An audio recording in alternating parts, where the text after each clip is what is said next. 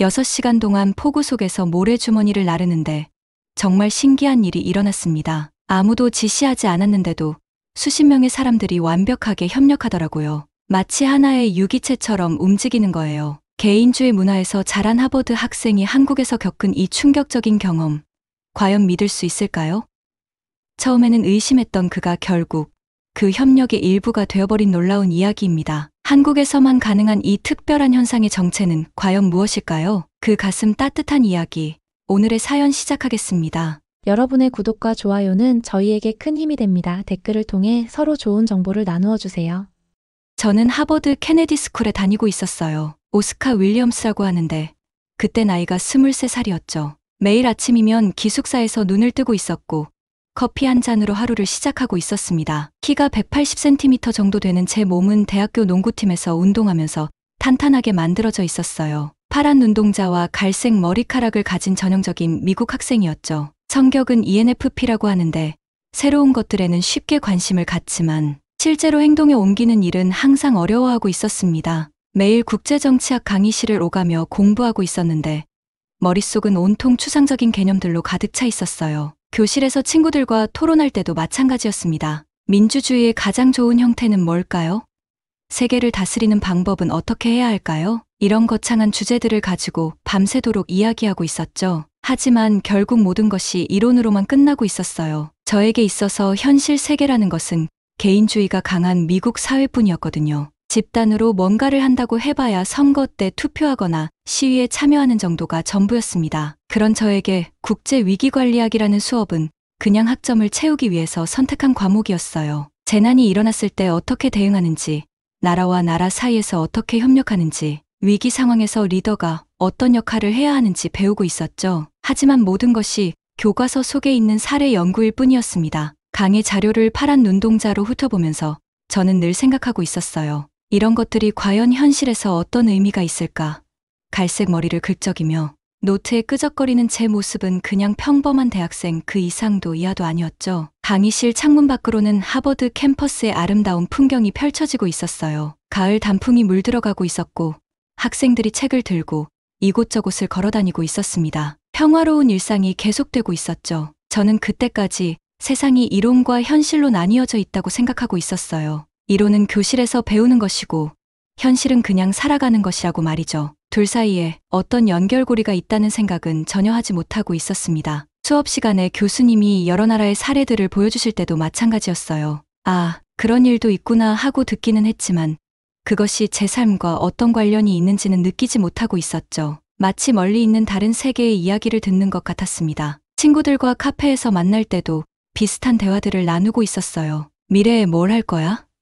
졸업하고 어디서 일할 거야? 모든 것이 개인적인 성공과 성취에 관한 이야기들이었습니다. 다른 사람들과 함께 뭔가를 만들어간다는 생각은 별로 하지 않고 있었죠. 그런데 그때의 저는 아직 몰랐어요. 곧 제 삶을 완전히 바꿔놓을 만한 경험이 기다리고 있다는 것을 말이에요. 평범한 일상이 계속될 거라고 생각하고 있었는데 사실은 새로운 세계로 향하는 문턱에 서 있었던 거죠. 매일 아침 기숙사에서 일어나 커피를 마시고 강의실로 걸어가고 친구들과 이야기하고 밤에는 숙제를 하며 잠들고 있었습니다. 그런 반복되는 일상 속에서 저는 뭔가 중요한 것을 놓치고 있다는 느낌을 받고 있었어요. 하지만 그것이 무엇인지는 알 수 없었죠. 가끔 혼자 있을 때면 이런 생각을 하고 있었어요. 내가 지금 배우고 있는 것들이 정말 의미가 있을까?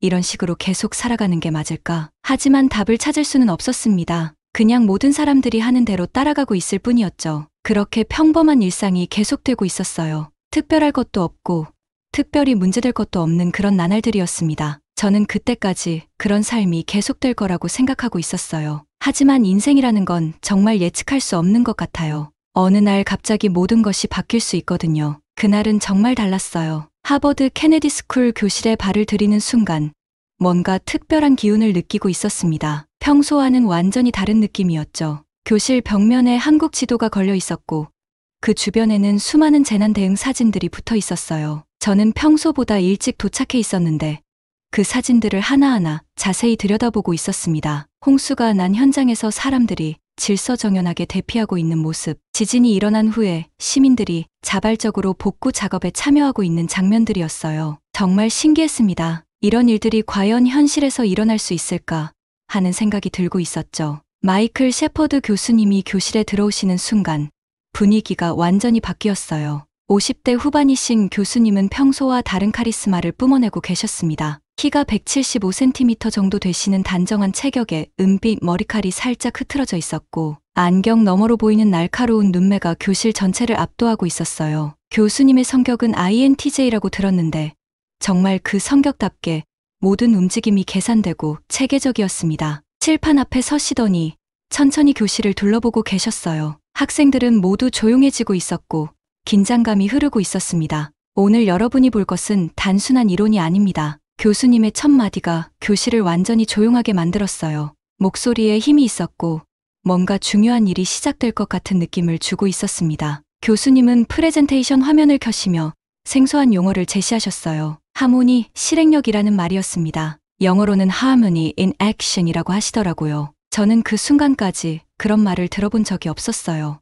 이는 목표를 공유한 개인과 조직이 지시 없이도 일치된 행동을 실행하는 역량입니다. 교수님이 설명을 계속하고 계셨어요. 전쟁 무기가 아닌 사회적 무기죠. 제2NFP적 직감이 번개처럼 작동하기 시작했어요. 이것은 지금까지 배운 어떤 이론과도 달랐습니다. 개인주의에 익숙한 저에게 지시 없는 일치된 행동이라는 개념은 마치 외계 문명의 언어처럼 들리고 있었어요. 저는 무의식적으로 앞으로 몸을 기울이며 교수님의 다음 말을 기다리고 있었습니다. 가슴이 쿵쾅거리고 있었고 뭔가 중요한 것을 배우게 될 것 같은 예감이 들고 있었어요. 교실 안의 다른 학생들도 비슷한 반응을 보이고 있었습니다. 모두들 집중하고 있었고 교수님의 한마디 한마디를 놓치지 않으려고 애쓰고 있었어요. 평소에 졸거나 딴 생각을 하던 학생들도 모두 깨어 있었습니다. 교수님은 첫 번째 영상을 보여주기 시작하셨어요. 2024년 6월 서울 지하철 복구 영상이었습니다. 수도권에 대정전이 일어났는데 불과 30분 만에 지하철 운행이 재개되고 있었어요. 그런데 정말 놀라운 것은 승객들의 모습이었습니다. 안내 방송이 없었는데도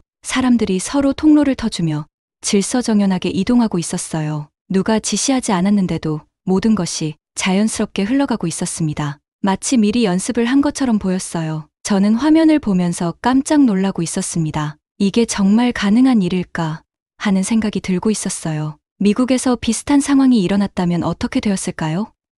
아마 큰 혼란이 일어났을 것 같았습니다. 두 번째 영상은 강릉의 한 전통시장에서 일어난 일이었어요. 화재가 발생했는데 상인들과 관광객들이 마치 어떻게 대피해야 할지 미리 알고 있었던 것처럼 행동하고 있었습니다. 서로 도우면서 안전하게 대피하는 모습이 정말 인상적이었어요. 이런 일들이 우연일까요?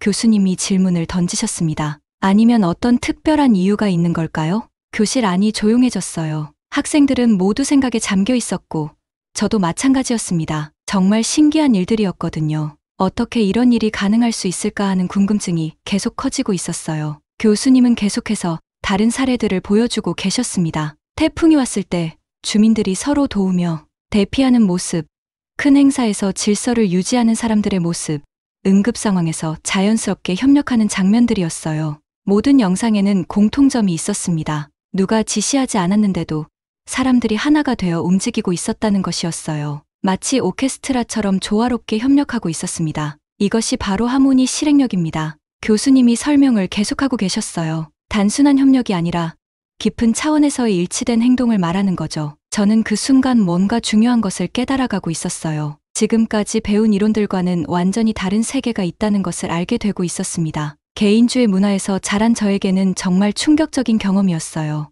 교실 밖으로는 가을 햇살이 들어오고 있었고 나뭇잎들이 바람에 흔들리고 있었습니다. 하지만 교실 안에 저희는 완전히 다른 세계에 빠져 있었어요. 새로운 가능성의 세계를 엿보고 있었던 거죠. 교수님의 목소리가 계속 들려오고 있었고 저는 한마디도 놓치지 않으려고 노력하고 있었습니다. 이것이 제 인생을 바꿀 수도 있는 중요한 순간이라는 느낌이 들고 있었어요. 하지만 회의감이 먼저 들기 시작했어요. 교수님이 보여주신 영상들을 보면서 저는 뭔가 이상하다는 생각을 하고 있었습니다. 정말로 그런 일들이 가능할까 하는 의심이 마음속에서 커지고 있었어요. 셰퍼드 교수님이 보여주신 첫 번째 사례는 2024년 6월 서울 지하철 복구 영상이었어요. 수도권에 대정전이 일어났는데 불과 30분 만에 지하철 운행이 재개되고 있었습니다. 그런데 정말 놀라운 건 승객들의 모습이었어요. 안내 방송이 없었는데도 사람들이 서로 통로를 터주며 질서정연하게 이동하고 있었거든요. 마치 미리 연습을 한 것처럼 자연스럽게 움직이고 있었습니다. 저는 그 장면을 보면서 고개를 갸우뚱하고 있었어요.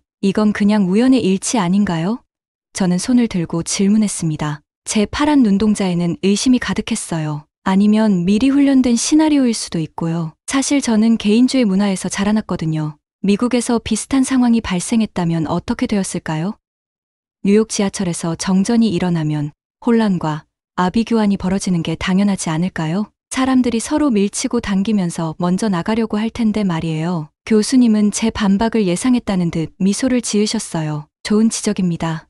윌리엄스. 그러시더니 다음 영상을 재생하기 시작하셨습니다. 이번에는 강릉의 한 전통시장에서 발생한 화재 현장이었어요. 상인들과 관광객들이 대피하는 모습이 화면에 나오고 있었습니다. 그런데 정말 신기한 건 모든 사람들이 어떻게 대피해야 할지 미리 알고 있었다는 듯이 행동하고 있었다는 거였어요. 서로 도우면서 질서를 유지하며 안전하게 나가고 있었습니다. 인터뷰 장면도 나왔어요. 상인 한 분이 어떻게 해야 할지 저절로 알겠더라고요 라고 말씀하시고 있었습니다. 관광객 한 분은 다른 사람들이 어떻게 움직이는지 보니까 따라하게 되더라고요 라고 증언하고 있었어요. 이것도 연출일 수 있습니다. 저는 고집스럽게 반박했어요. ENFP인 제 성격상 새로운 아이디어에 끌리면서도 동시에 비판적으로 생각하는 걸 멈출 수 없었거든요. 한국이라는 특수한 문화적 배경 때문일 뿐이에요. 이런 일이 다른 나라에서도 가능할까요? 옆자리에 앉은 김나래 학생이 조용히 고개를 끄덕이고 있었어요. 21살의 한국인 여학생인 나래는 ISFJ답게 관찰과 기록에 몰두하고 있었지만 제 질문에 공감하는 표정을 짓고 있었습니다. 나래는 키가 165cm 정도 되는 단정한 모습이었어요. 긴 검은 생머리를 귀 뒤로 넘기며 뭔가 말하고 싶어하는 듯한 표정을 짓고 있었습니다. 하지만 조용한 성격이어서 쉽게 발언하지는 않고 있었어요. 저는 계속해서 의문을 제기했습니다. 교수님, 결국 이런 일들은 문화적 특수성의 결과 아닌가요? 보편적으로 적용할 수 있는 원리가 있을까요? 사실 개인주의 문화에서 자란 저에게는 집단의 자발적 협력이라는 개념 자체가 비현실적으로 느껴지고 있었어요. 제가 알고 있는 세상에서는 모든 사람이 자기 자신을 먼저 생각하는 게 당연했거든요. 미국에서는 이런 일이 일어나지 않아요. 저는 더욱 확신에 찬 목소리로 말했습니다. 허리케인이 오면 사람들이 상점을 털고 정전이 되면 혼란이 일어나죠. 왜 한국에서만 이런 일이 가능한 건가요? 교실 안에 다른 학생들도 비슷한 반응을 보이고 있었어요. 대부분이 서구 문화권에서 온 학생들이었거든요. 모두들 제 질문에 공감하는 표정을 짓고 있었습니다. 정말 이상해요. 제 옆자리에 앉은 독일 학생이 작은 소리로 중얼거렸어요. 우리나라에서는 절대 이런 일이 일어나지 않을 텐데요. 프랑스에서 온 학생도 고개를 끄덕이고 있었습니다. 맞아요. 파리에서 지하철이 고장나면 사람들이 정말 화를 내거든요. 서로 싸우기도 하고요. 저는 점점 더 확신하게 되었어요. 이런 현상들은 한국이라는 특별한 나라에서만 일어나는 일이고 다른 곳에서는 적용할 수 없는 것이라고 생각하고 있었습니다. 교수님, 이건 그냥 한국 사람들의 성격 때문이 아닐까요? 저는 다시 손을 들고 질문했어요. 순종적이고 집단주의적인 문화에서 자랐기 때문에 이런 일이 가능한 거 아닌가요? 갈색 머리를 긁적이며 저는 더 많은 의문들을 쏟아냈습니다. 그리고 이런 것들이 정말 좋은 일인지도 의문이에요. 개인의 자유나 창의성을 억압하는 건 아닐까요? 제 머릿속에는 미국에서 배운 가치들이 가득했어요. 개인의 자유, 독립성, 창의성, 이런 것들이 가장 중요하다고 생각하고 있었거든요. 집단 행동이라는 건 개인의 자유를 제한하는 것처럼 느껴지고 있었습니다. 만약에 모든 사람이 똑같이 행동한다면 새로운 아이디어나 혁신은 어디서 나오나요? 저는 더욱 열정적으로 반박했어요. 다양성이야말로 발전의 원동력 아닌가요? 교실 안이 조용해졌어요. 다른 학생들도 제 말에 귀를 기울이고 있었고 교수님도 심각한 표정으로 저를 바라보고 계셨습니다. 그리고 이런 일들이 정말 자발적인 건가요? 저는 계속해서 질문을 던졌어요. 혹시 사회적 압력이나 눈치 때문에 어쩔 수 없이 하는 건 아닐까요? 사실 저는 한국 문화에 대해 잘 알지 못했어요. 하지만 제가 들어본 이야기들을 바탕으로 추측하고 있었습니다. 집단주의, 서열 문화, 눈치, 이런 것들이 개인의 자유를 억압한다고 생각하고 있었거든요. 교수님, 혹시 이런 현상들이 개인의 희생을 전제로 하는 건 아닐까요? 제 목소리에는 확신이 담겨 있었어요. 개인이 집단을 위해 자신을 희생하는 것이 과연 바람직한 일인가요? 김나래가 조용히 고개를 들었어요. 뭔가 말하고 싶어하는 표정이었지만 여전히 망설이고 있었습니다. ISFJ인 그녀는 갈등 상황을 피하려는 성향이 있었거든요. 저는 더욱 열심히 반박을 계속했습니다. 그리고 이런 시스템이 정말 효율적인가요? 모든 사람이 똑같이 생각하고 행동한다면 실수나 오판이 있을 때 아무도 그것을 지적하지 못할 수도 있잖아요. 제 파란 눈동자에는 의심과 회의가 가득했어요. 지금까지 배워온 모든 것들이 이 새로운 개념과 충돌하고 있었거든요. 개인주의, 자유주의, 민주주의, 이런 가치들과 하모니 실행력이라는 개념이 어떻게 양립할 수 있을까요? 마지막으로, 교수님, 저는 결정적인 질문을 던졌어요. 이런 능력이 정말 다른 나라 사람들도 배울 수 있는 건가요? 아니면 한국 사람들만의 고유한 특성인가요? 교실 안이 완전히 조용해졌습니다. 모든 학생들이 교수님의 답변을 기다리고 있었어요. 저 역시 가슴이 쿵쾅거리며 다음 말을 기다리고 있었습니다. 셰퍼드 교수님은 제 회의적인 태도를 오히려 반기는 것 같았어요. 강의가 끝난 후에 저를 따로 부르셨거든요. 다른 학생들이 모두 교실을 나가고 있을 때 교수님이 제게 다가오셨습니다. 윌리엄스, 잠깐 시간 있나요?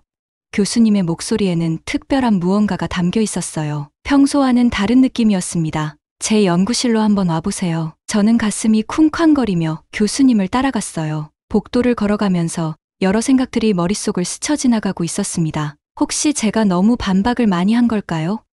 교수님이 화가 나신 건 아닐까요? 교수님의 연구실 문을 열고 들어가는 순간 저는 깜짝 놀랐어요. 벽면 전체가 한국 관련 자료들로 가득 차 있었거든요. 한국의 역사적 사진들, 재난 대응 사례들, 그리고 수많은 책들이 체계적으로 정리되어 있었습니다. 우와, 정말 많네요. 저는 무의식적으로 감탄사를 내뱉었어요. 벽에 걸린 사진들 중에는 한국전쟁 시기의 모습도 있었고 88올림픽 때의 장면들도 있었습니다. 최근의 재난 대응 사진들까지 시대순으로 정리되어 있었어요. 교수님은 안경을 벗으며 의자에 앉으셨어요. 윌리엄스, 당신의 의구심은 정당합니다. INTJ다운 논리적인 말투로 시작하셨죠. 하지만 그 의구심이야말로 이 개념을 이해하는 열쇠가 될 수 있어요. 저는 교수님 맞은편 의자에 앉으며 주변을 둘러보고 있었어요. 책상 위에는 한국어로 된 책들이 여러 권 놓여 있었고 한국 전통 문양이 새겨진 펜꽂이도 보였습니다. 정말 한국에 대해 깊이 연구하고 계신다는 게 느껴졌어요.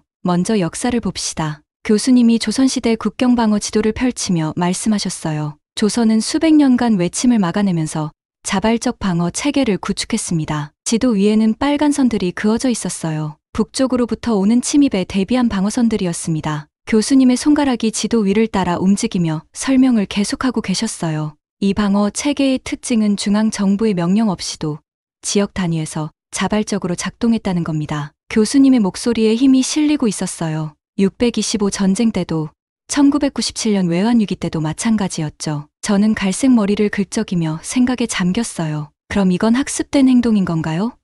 본능적인 건가요? 둘 다입니다. 교수님의 답변은 명확했어요. 문화적 학습이 생물학적 본능과 결합된 결과죠. 이것이 바로 기억의 유전자입니다. 교수님은 컴퓨터를 켜서 2023년 평창 유산문화축제 영상을 보여주기 시작하셨어요. 화면에는 수많은 사람들이 축제를 즐기고 있는 모습이 나타났습니다. 투어 가이드들, 교통경찰들, 자원봉사자들이 보인 일체감이 정말 인상적이었어요. 보세요. 이 영상에서 외국인 참가자들이 뭐라고 말하는지요. 교수님이 음량을 높이셨어요. 독일에서 온 관광객이 인터뷰하고 있었습니다. 한국에서는 말하지 않아도 길 안내가 이뤄진다는 게 정말 신기해요. 어디로 가야 할지 몰라서 헤매고 있으면 누군가가 나타나서 도와주거든요. 프랑스 관광객도 비슷한 이야기를 하고 있었어요. 지하철에서 길을 잃었는데 한국 사람들이 영어를 못해도 몸짓으로 친절하게 알려주더라고요. 마치 제가 가족인 것처럼요. 저는 화면을 보면서 점점 혼란스러워지고 있었어요. 정말로 이런 일들이 일어날 수 있는 건가요?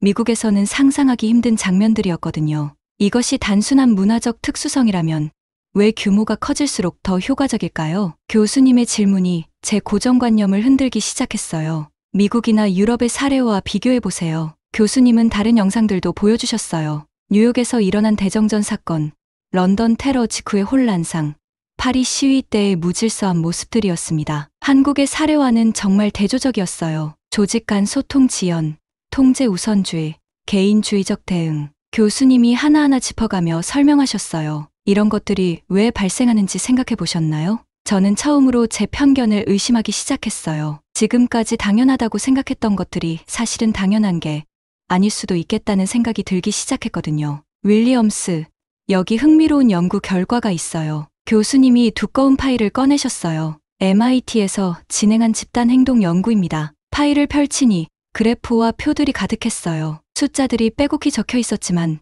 교수님의 설명을 들으니 이해가 되기 시작했습니다. 개인주의 문화에서는 위기 상황에서 정보 전달이 평균 3.2분 걸립니다. 하지만 집단주의 문화에서는 0.8분밖에 안 걸려요. 교수님의 손가락이 그래프를 가리키고 있었어요. 그리고 더 중요한 건 집단주의 문화에서는 잘못된 정보가 전달될 확률이 현저히 낮다는 겁니다. 왜 그럴까요? 저는 곰곰 생각해 보았어요. 여러 사람이 동시에 확인하기 때문인가요? 정답입니다. 교수님이 환하게 웃으셨어요. 집단 지성이 작동하는 거죠. 한 사람이 실수해도 다른 사람들이 자연스럽게 보정해주는 시스템입니다. 교수님은 계속해서 다른 자료들을 보여주셨어요. 일본의 지진 대응 사례, 싱가포르의 팬데믹 대응, 대만의 디지털 민주주의 등등 모두 집단 협력이 효과적으로 작동한 사례들이었습니다. 하지만 이 중에서도 한국의 사례가 가장 특별한 이유가 있어요. 교수님이 의미심장한 표정을 지으셨어요. 다른 나라들은 주로 위에서 아래로 내려오는 시스템이지만 한국은 아래에서 위로 올라가는 시스템이거든요. 저는 고개를 갸우뚱했어요. 무슨 뜻인가요? 한국에서는 시민들이 먼저 움직이고 정부가 그것을 지원하는 형태가 많아요. 다른 나라는 정부가 지시하면 시민들이 따르는 형태죠. 교수님은 세월호 사건 이후의 시민 대응, 메르스 사태 때의 자발적 격리, 코로나19 대응 과정에서의 시민 참여 등을 예로 들어주셨어요. 정말 신기한 사례들이었습니다. 그런데 여기서 가장 중요한 포인트가 있어요. 교수님이 앞으로 몸을 기울이며 말씀하셨어요. 이런 능력은 한국인만의 고유한 것이 아니라는 겁니다. 저는 깜짝 놀랐어요. 어떻게요? 환경과 경험이 만들어내는 것이기 때문입니다. 교수님이 또 다른 자료를 보여주셨어요. 재미교포 2세들을 대상으로 한 연구 결과예요. 자료를 보니 정말 흥미로웠어요. 미국에서 태어나고 자란 한국계 미국인들도 한국에 일정 기간 머물면서 이런 집단 행동 패턴을 습득하게 된다는 내용이었거든요. 그뿐만 아니라 완전히 다른 문화권 출신의 외국인들도 마찬가지예요. 교수님이 다음 페이지를 넘기셨어요. 한국에서 6개월 이상 생활한 외국인들을 조사해보니 85%가 집단 협력 행동을 보이기 시작했어요. 저는 점점 더 놀라고 있었어요. 정말로 이런 능력을 배울 수 있다는 말인가요? 윌리엄스, 이 능력은 국제 무대에서 한국이 비군사적 우위를 확보하는 비밀 병기입니다. 교수님의 목소리에 확신이 담겨 있었어요. 소프트 파워 이상의 소셜 메커니즘 파워죠. 교수님은 일어나서 창문으로 걸어가셨어요. 바깥으로는 하버드 캠퍼스의 가을 풍경이 펼쳐져 있었습니다. 단풍잎들이 바람에 흩날리고 있었어요. 세계는 지금 점점 더 복잡해지고 있습니다. 기후 변화, 팬데믹, 경제 위기, 이런 문제들은 개별 국가나 조직의 힘만으로는 해결할 수 없어요. 교수님이 다시 제게로 돌아오시며 말씀을 계속하셨어요. 하지만 하모니 실행력이 있다면 어떨까요? 국경을 넘나들며 자발적으로 협력하는 시스템이 만들어진다면요. 저는 상상해 보려고 애써 보았어요. 전 세계 사람들이 한국인들처럼 자발적으로 협력한다면 어떤 일들이 가능할까요? 당신이 이를 이해한다면 미국으로 돌아가서도 분명 활용할 수 있을 겁니다. 교수님이 제 어깨에 손을 얹으셨어요. 지역 커뮤니티에서부터 시작해서 점차 확산시켜 나갈 수 있어요. 그 순간 저는 뭔가 중요한 깨달음을 얻고 있었어요. 지금까지 이론으로만 생각했던 협력이 실제로는 얼마나 강력한 힘을 가질 수 있는지 조금씩 이해하기 시작했거든요. 교수님, 그럼 제가 직접 체험해 볼 수 있는 방법이 있을까요? 저는 조심스럽게 물어보았어요. 교수님의 얼굴에 미소가 번졌어요. 물론이죠. 다음 주부터 특별 프로그램이 시작됩니다. 서울로 가서 직접 경험해 보는 거예요. 제 가슴이 다시 쿵쾅거리기 시작했어요. 정말로 한국에 가서 하모니 실행력을 체험해 볼 수 있다는 말인가요? 하지만 조건이 있어요. 교수님이 진지한 표정을 지으셨어요. 열린 마음으로 가야 합니다. 지금까지의 편견을 내려놓고 새로운 관점에서 세상을 바라볼 준비가 되어 있어야 해요. 저는 고개를 끄덕였어요. 사실 아직도 반신반의하는 마음이 있었지만 직접 경험해보고 싶은 호기심이 더 컸거든요. 다음 주 강의에서 저는 완전히 다른 사람이 되어 있었어요. 교수님과의 대화 이후로 제 마음속에 변화가 일어나고 있었거든요. 의심과 호기심이 뒤섞인 복잡한 감정을 느끼고 있었습니다. 교수님이 제시하신 과제는 아주 직접적이었어요. 한국의 하모니 실행력을 실제로 경험해보세요. 말로만 듣던 것을 직접 체험해보라는 거였죠. 저는 가슴이 두근거리며 서울행 비행기표를 예약했습니다. 인천공항에 도착했을 때의 첫인상은 정말 강렬했어요. 공항 자체가 하나의 거대한 시스템처럼 움직이고 있었거든요. 사람들이 줄을 서는 모습, 안내원들이 도움을 주는 방식, 모든 것이 자연스럽게 흘러가고 있었습니다. 택시를 타고 서울 시내로 들어가면서 저는 창밖 풍경을 유심히 관찰하고 있었어요. 교통 신호에 맞춰 움직이는 차들, 횡단보도를 건너는 사람들, 지하철 입구로 들어가는 시민들, 모든 것이 질서정연해 보였습니다. 첫 번째 진짜 경험은 지하철역에서 시작되었어요. 출근 시간대 2호선 강남역이었는데 그 혼잡함은 정말 상상을 초월했습니다. 뉴욕 지하철의 러시아워보다도 더 붐비고 있었어요. 하지만 놀라운 건 그 혼잡함 속에서도 사람들이 보인 자연스러운 질서였어요. 에스컬레이터에서는 자동으로 오른쪽 통행이 이뤄지고 있었고 누가 지시하지 않았는데도 모든 사람이 그 규칙을 따르고 있었습니다. 지하철 문 앞에서는 더욱 놀라운 일이 벌어지고 있었어요. 하차하는 승객들을 먼저 배려하는 모습이 자연스럽게 나타나고 있었거든요. 사람들이 양쪽으로 갈라서서 내리는 사람들을 위한 길을 만들어주고 있었습니다. 신기하죠? 김나래가 제 옆에서 미소 지으며 말했어요. 저희는 함께 현장 관찰 과제를 수행하고 있었거든요. ISFJ 나래는 이런 세심한 관찰에 특히 뛰어났습니다. 나래는 긴 검은 생머리를 귀 뒤로 넘기며 주변을 둘러보고 있었어요. 어릴 때부터 이런 환경에서 자라면 이게 당연하다고 생각하게 돼요. 저는 고개를 끄덕이며 답했어요. 정말 그런 것 같아요. 하지만 어떻게 이런 일이 가능한 걸까요? 나래가 노트에 뭔가를 적으며 설명해 주었어요. 아마 어른들이 자연스럽게 보여주는 모습을 보고 배우는 것 같아요. 학교에서 따로 가르치지 않아도 말이에요. 지하철 안에서도 계속 관찰을 이어갔어요. 임산부나 노인분들이 타시면 자연스럽게 자리를 양보하는 모습들을 볼 수 있었습니다. 누가 강요하지 않았는데도 젊은 사람들이 일어나서 자리를 드리고 있었어요. 하지만 정말 놀라운 건 그 다음에 일어났어요. 갑자기 한 노인분이 지하철 계단에서 넘어지신 거였거든요. 저는 그 순간을 똑똑히 보고 있었습니다. 순간 주변에 있던 사람들이 일제히 움직이기 시작했어요. 마치 미리 연습을 한 것처럼 자연스럽게 역할이 분담되고 있었습니다. 누군가는 노인분을 부축하고 누군가는 119에 신고하고 또 누군가는 인근 약국으로 달려가고 있었어요. 저는 그 광경을 보면서 깜짝 놀라고 있었어요. 아무도 지시하지 않았는데도 모든 것이 체계적으로 이뤄지고 있었거든요. 마치 하나의 유기체처럼 움직이고 있었습니다. 가장 놀라운 건 시간이었어요. 불과 5분 만에 모든 상황이 정리되었거든요. 노인분은 안전하게 응급처치를 받으셨고 주변도 다시 평상시처럼 되돌아가고 있었습니다. 이게 하모니 실행력인가요? 저는 나래에게 물어보았어요. 제 파란 눈동자에는 경이로움이 가득했습니다. 아마도요. 나래가 상황을 노트에 기록하며 답했어요. 하지만 오스카 씨가 더 중요한 걸 놓치고 있어요. 뭔가요? 저 상황에서 외국인인 당신도 자연스럽게 도우려고 움직였잖아요. 나래의 지적이 저를 깜짝 놀라게 했어요. 그녀 말이 맞았어요. 저도 모르게 노인분의 가방을 주워들고 있었던 거예요. 의식적으로 한 행동이 아니라 자연스럽게 몸이 반응한 거였습니다. 그 순간 저는 중요한 깨달음을 얻었어요. 하모니 실행력은 한국인만의 전유물이 아니었다는 걸 알게 된 거죠. 그것은 환경과 상황이 만들어내는 집단 행동의 패턴이었고 누구든지 그 환경에 노출되면 자연스럽게 참여하게 되는 것이었어요. 정말 신기해요. 저는 제 손을 바라보며 중얼거렸어요. 제가 언제 그 가방을 집었는지도 기억이 안 나거든요. 나래가 웃으며 말했어요. 그게 바로 하모니 실행력의 특징이에요. 의식적으로 계획하는 게 아니라 자연스럽게 몸이 반응하는 거죠. 그날 오후에는 명동을 둘러보기로 했어요. 주말이어서 관광객들로 붐비고 있었는데 여기서도 비슷한 패턴을 관찰할 수 있었습니다. 길거리 공연을 하는 사람들 주변의 사람들이 원을 그리며 모여들고 있었어요. 누가 지시하지 않았는데도 자연스럽게 질서가 만들어지고 있었습니다. 앞쪽에는 키 작은 사람들이, 뒤쪽에는 키 큰 사람들이 서 있었어요. 공연이 끝나면 박수를 치며 자연스럽게 흩어지는 모습도 인상적이었어요. 쓰레기 하나 남기지 않고 깨끗하게 정리하고 가는 사람들의 모습을 보면서 저는 계속 놀라고 있었습니다. 이런 건 어떻게 가능한 거예요?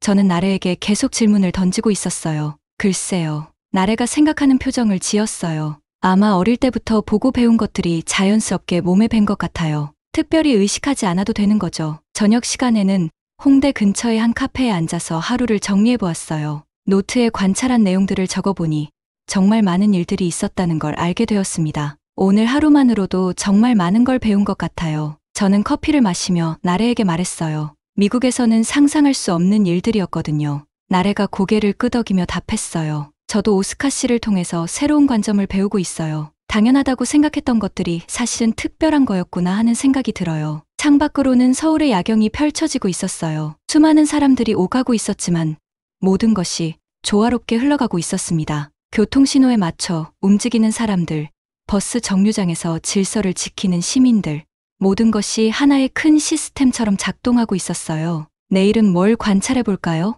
저는 기대에 찬 목소리로 물어보았어요. 시장이나 전통 동네에 가보는 게 어떨까요? 나래가 제안했어요. 거기서는 또 다른 형태의 하모니 실행력을 볼 수 있을 거예요. 그날 밤 호텔에서 저는 긴 이메일을 셰퍼드 교수님께 보냈어요. 하루 동안 경험한 모든 것들을 상세히 적어서 보냈습니다. 특히 제 자신도 모르게 노인분을 도왔던 경험에 대해 자세히 설명했어요. 교수님의 답장은 다음 날 아침에 왔어요. 윌리엄스, 당신이 경험한 것이 바로 하모니 실행력의 핵심입니다. 의식적인 계획이 아닌 자연스러운 반응.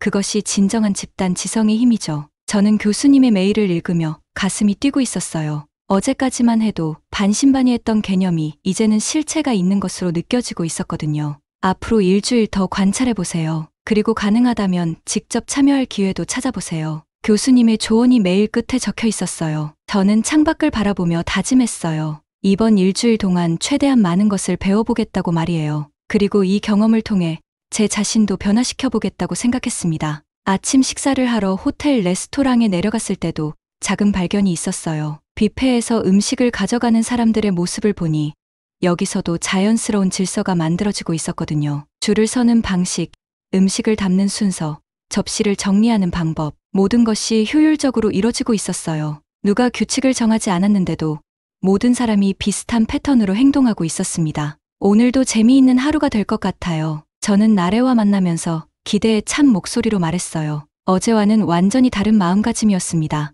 의심보다는 호기심이, 비판보다는 이해하려는 마음이 더 커지고 있었어요. 진짜 시험은 제가 예상하지 못한 곳에서 찾아왔어요. 서울에서의 마지막 주였는데 갑작스럽게 하늘에서 폭우가 쏟아지기 시작했습니다. 장마철도 아닌데 정말 엄청난 비가 내리고 있었어요. 뉴스에서는 한강 일대가 침수 위험에 처했다고 계속 보도하고 있었어요. 저는 우연히 그 현장 근처에 있었는데 사람들이 급하게 어디론가 향하고 있는 모습을 보게 되었습니다. 뭔가 큰일이 일어나고 있는 것 같아요. 나래가 걱정스러운 표정을 지으며 말했어요. 비가 너무 많이 와서 우산도 소용이 없을 지경이었거든요. 그때 한 아저씨가 저희에게 다가오셨어요. 학생들, 자원봉사하러 가는 거 아니야?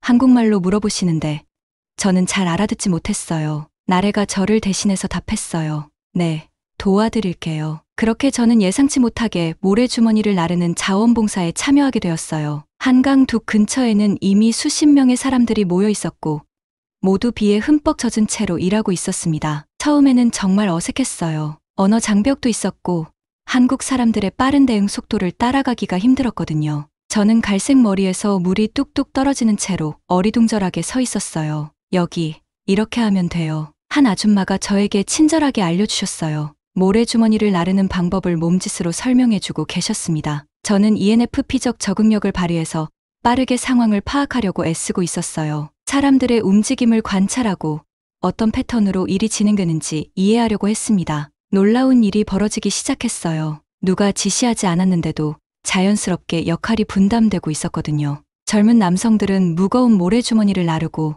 여성들은 작은 도구들을 정리하고 나이 든 분들은 전체적인 상황을 조율하고 계셨어요. 오스카, 여기. 한 아저씨가 저를 부르셨어요. 한국어였지만 의미는 충분히 전달되었습니다. 제 이름을 부르시는 게 신기했는데 나래가 미리 소개해드린 모양이었어요. 저는 그분의 지시에 따라 모래주머니를 옮기기 시작했어요. 처음에는 서툴렀지만 점차 리듬을 찾아가고 있었습니다. 그런데 정말 신기한 일이 일어났어요. 제가 움직이는 패턴에 맞춰서 다른 사람들도 자연스럽게 조율되고 있었거든요. 제가 모래주머니를 가져가면 다른 분이 그 자리를 채워주고 제가 쉬면 다른 분이 자연스럽게 제 역할을 이어받고 계셨어요. 비는 계속 쏟아지고 있었고 모든 사람이 흠뻑 젖어 있었어요. 하지만 아무도 불평하지 않았습니다. 오히려 서로를 격려하며 힘을 내고 있었어요. 힘내세요. 조금만 더.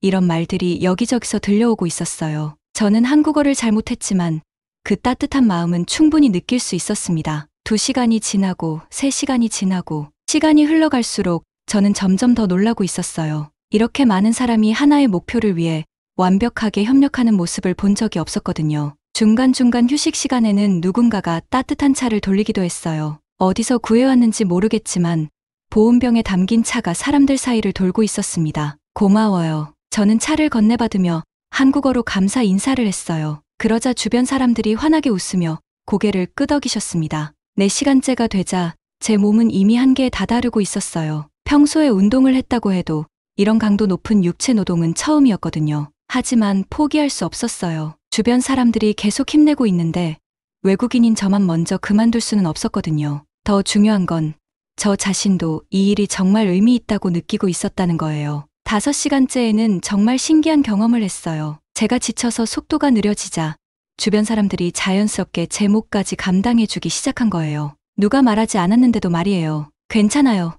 잠깐 쉬세요. 나래가 제 옆에 와서 말했어요. 그녀도 땀을 뻘뻘 흘리며 일하고 있었지만 저를 걱정해주고 있었어요. 하지만 저는 계속하고 싶었어요. 이상하게도 지금까지 느껴본 적 없는 뿌듯함을 느끼고 있었거든요. 혼자가 아닌 여러 사람과 함께 하나의 목표를 향해 나아가는 느낌이었어요. 6시간이 지나고 나서야 드디어 침수 위험이 해제되었다는 소식이 들려왔어요. 모든 사람이 환호성을 지르며 서로를 축하하고 있었습니다. 저는 땀에 흠뻑 젖은 채로 서 있으면서 문득 깨달았어요. 저 역시 하모니 실행력의 일부가 되어 있었다는 것을 말이에요. 개인주의 문화에서 자란 미국인인 제가 지시받지 않고도 집단의 목표에 맞춰 행동하고 있었던 거예요. 어떤 기분이에요? 나래가 옆에서 물어보았어요. 그녀 역시 하루 종일 자원봉사에 참여해서 완전히 지쳐 보였어요.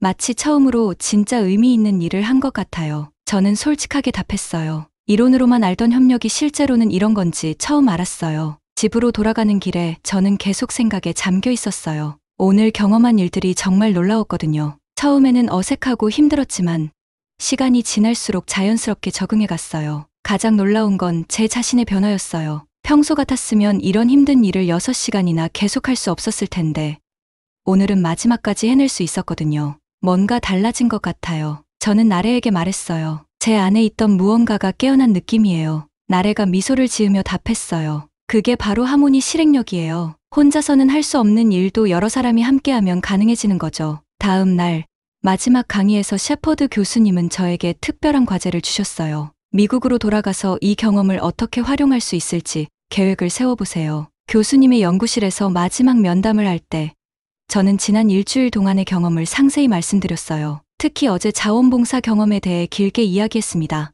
윌리엄스, 당신은 정말 중요한 경험을 했군요. 교수님이 만족스러운 표정을 지으셨어요. 이제 하모니 실행력이 무엇인지 몸으로 이해했을 거예요. 네, 정말 신기한 경험이었어요. 저는 여전히 흥분한 목소리로 답했어요. 처음에는 믿기 어려웠는데 직접 참여해보니까 정말 가능한 일이더라고요. 교수님은 제게 한 가지 더 중요한 이야기를 해주셨어요. 이 능력은 앞으로 세계가 필요로 하는 것입니다. 기후변화, 팬데믹, 경제위기, 이런 문제들은 개별 국가만으로는 해결할 수 없어요. 그렇다면 한국의 하모니 실행력이 다른 나라에도 도움이 될 수 있을까요?